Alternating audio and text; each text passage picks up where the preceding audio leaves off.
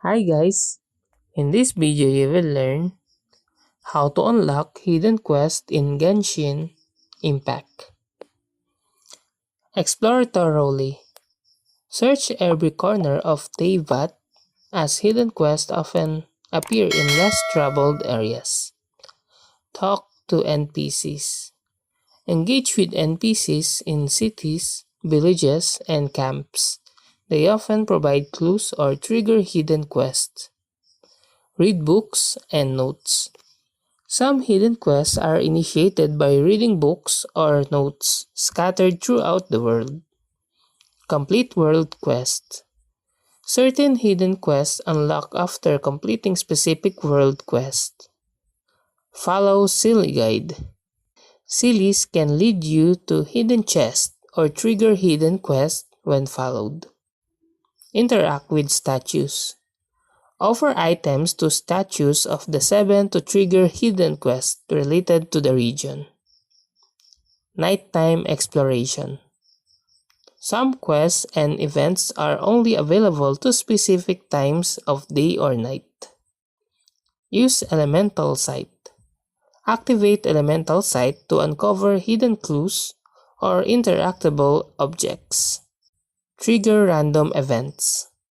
Explore random events like falling stars or meteorites, which may lead to hidden quests.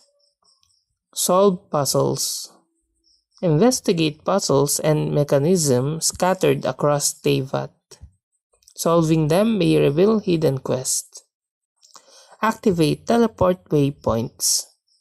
Unlocking and interacting with teleport waypoints can sometimes reveal hidden quests nearby.